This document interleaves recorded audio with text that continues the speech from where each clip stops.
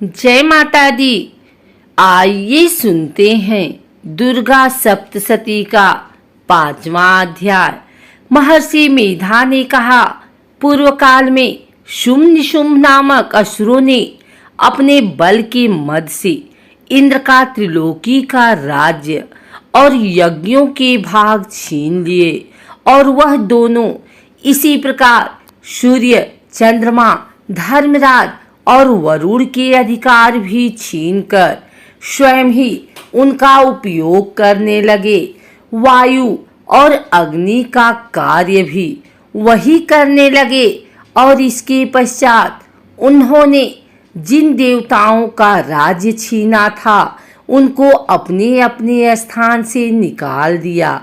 इस तरह से अधिकार छीने हुए तथा दैत्यों द्वारा निकाले हुए देवता अपराजिता देवी का स्मरण करने लगे कि देवी ने हमको वर दिया था कि मैं तुम्हारी संपूर्ण विपत्तियों को नष्ट करके रक्षा करूंगी।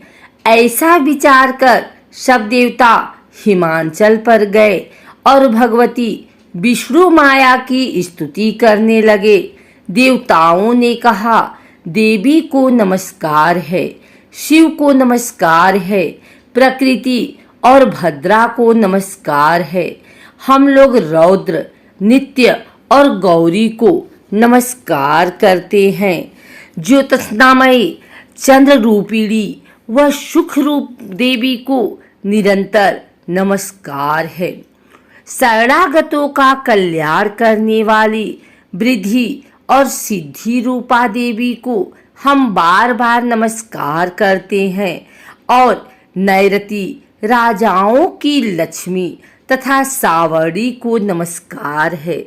दुर्गा को दुर्ग स्थलों को पार करने वाली दुर्गा पारा को सारा सरकारिणी ख्याति कृष्ण और धूम्र देवी को सदैव नमस्कार है।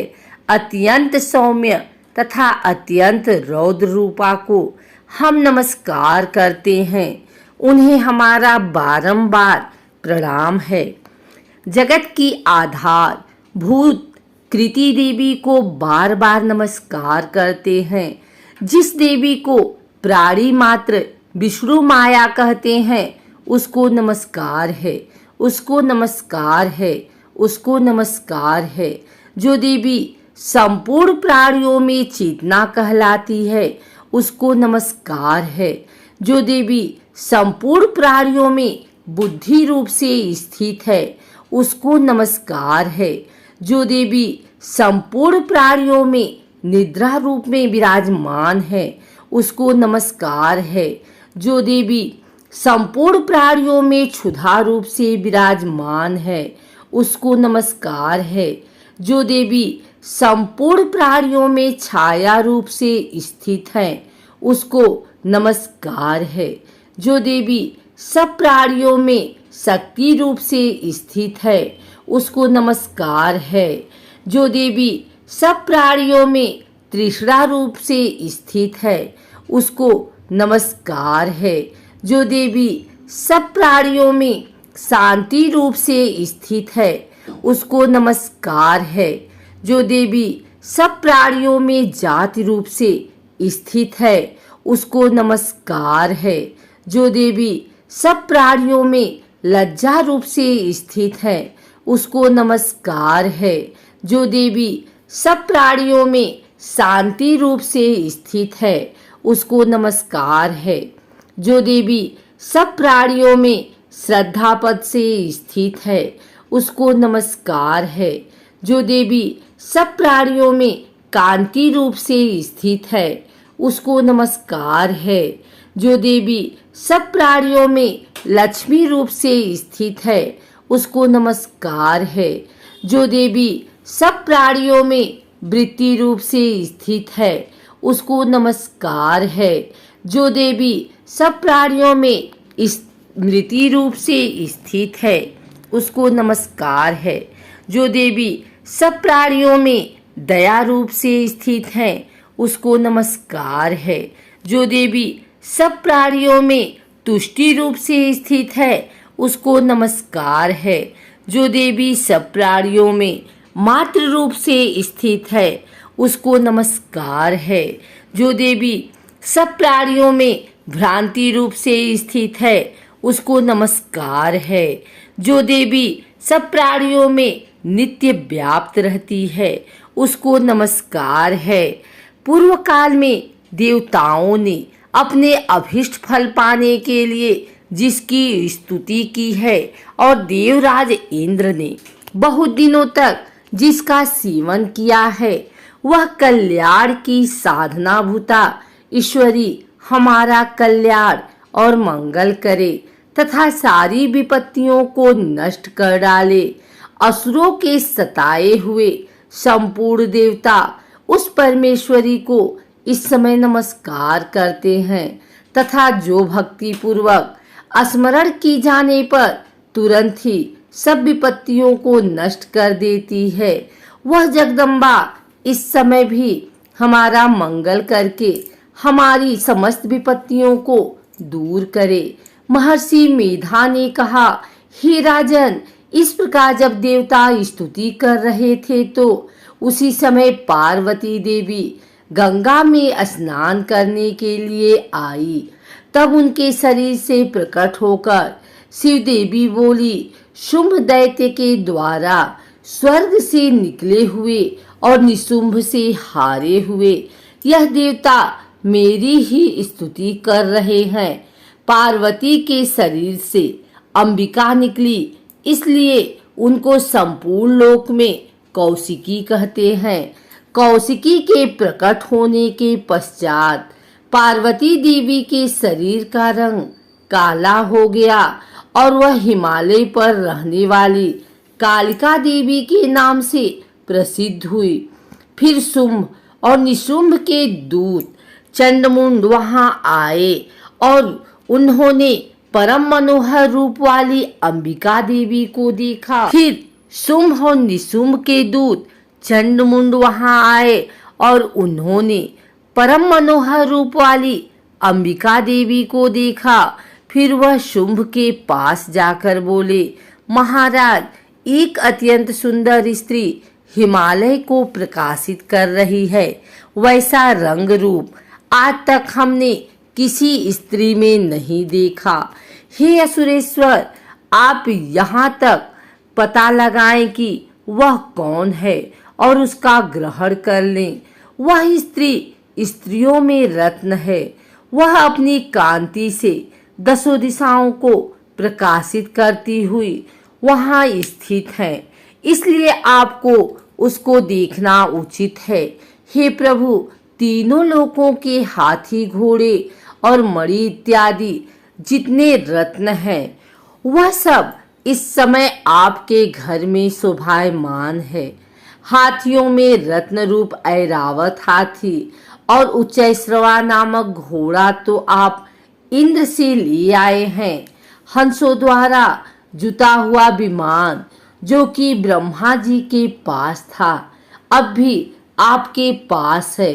और यह महापद्म नामक खजाना आपने कुबेर से छीना है। समुद्र ने आपके सदा खिले हुए फूलों की किंजलिकिनी नामक माला दी है। वरुण का कंचन की वर्षा करने वाला छत्र आपके पास है। रथों में श्रेष्ठ प्रजापातिक रथ भी आपके पास ही है।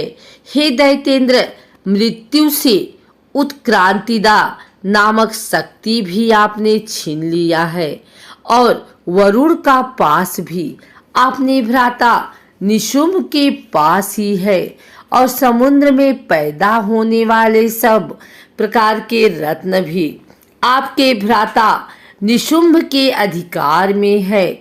और जो अग्नि में न जल सके ऐसे 2 वस्त्र भी अग्निदेव ने आपको दिए हैं। हे दैत्यराज, इस प्रकार सारी रत्न रूपी वस्तुएं आप संग्रह कर चुके हैं, तो फिर आप यश कल्याणमयी स्त्रियों में रतन रूप अनुपम स्त्री आप क्यों नहीं ग्रहण करते? महर्षि मेघा बोले, चंडमुंड का यह वचन सुनकर शुंभ ने विचारा कि सुग्रीव को अपना दूत बनाकर देवी के पास भेजा जाए। प्रथम उसको सब कुछ समझा दिया और कहा कि जाकर तुम उसको अच्छी तरह से समझाना और ऐसा उपाय करना जिससे वह प्रसन्न होकर तुरंत मेरे पास चली आए। भली समझाकर कहना। दूत सुग्रीव पर्वत के उस रमणीय भाग में पहुंचा जहां थी। कहा, देवी दैत्यों शुभ जो इस समय तीनों लोकों का स्वामी है, मैं हूँ और यहाँ पास हूँ। संपूर्ण देवता उसकी आज्ञा एक स्वर से मानते हैं। अब जो कुछ उसने कहला भेजा है वह सुनो। उसने कहा है, इस समय संपूर्ण त्रिलोकी मेरे वश में है और संपूर्ण यज्ञ के भाग को पृथक पृथक मैं लेता हूँ। तीनों लोकों में जितने श्रेष्ठ रत्न है वह सब मेरे पास है। देवराज इंद्र वाहन ऐरावत मेरे पास है जो मैंने उससे छीन लिया था। उच्चैश्रवा नामक घोड़ा जो क्षीर सागर मंथन करने से प्रकट हुआ था, उसे देवताओं ने मुझे समर्पित किया है।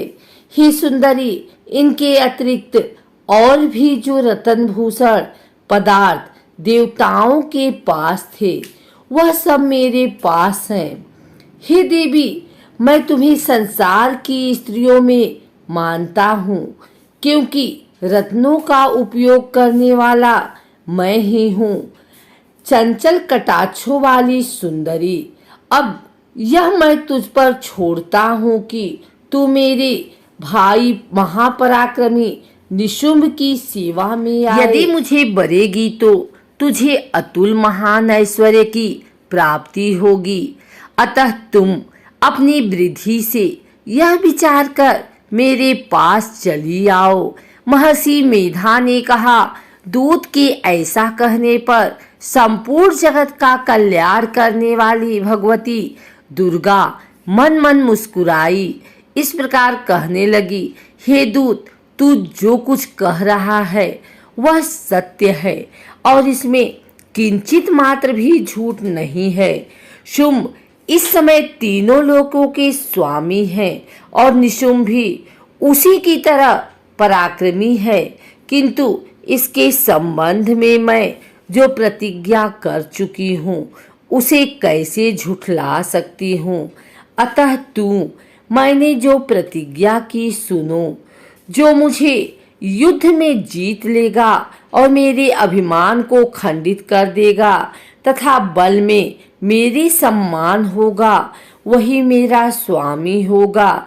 इसलिए शुभ अथवा महापराक्रमी निशुंभ यहाँ आवें और युद्ध में जीतकर मुझसे विवाह कर लें। इसमें भला देर की आवश्यकता है। दूत ने कहा, हे देवी, तुम अभिमान में भरी हुई हो। मेरे सामने तुम ऐसी बात ना करो। त्रिलोकी में मुझे तो ऐसा कोई जवाब नहीं देता जो कि शुंभ और निशुंभ के सामने ठहर सके। हे देवी, जब अन्य देवताओं में से कोई शुंभ व निशुंभ के सामने युद्ध में ठहर नहीं सकता तो फिर जैसी स्त्री उनके सामने रणभूमि में ठहर सकेगी। जिन शुंभ आदि असुरों के सामने इंद्र आदि देवता नहीं ठहर सके तो फिर तुम अकेली स्त्री उनके सामने कैसे ठहर सकोगी। अतः तुम मेरा कहना मानकर उनके पास चली जाओ, नहीं तो जब वह तुम्हें केस पकड़कर घसीटते हुए ले जावेंगे तो तुम्हारा गौरव नष्ट हो जाएगा। इसलिए मेरी बात मान लो। देवी ने कहा, जो कुछ तुमने कहा ठीक है। शुंभ और निशुंभ बड़े बलवान हैं, लेकिन मैं क्या कर सकती हूँ, क्योंकि मैं बिना विचार प्रतिज्ञा कर चुकी हूँ। इसलिए तुम जाओ और मैंने जो कुछ कहा है वह सब आदर पूर्वक और सुरेंद्र से कह दो। इसके पश्चात जो वह उचित समझे करें।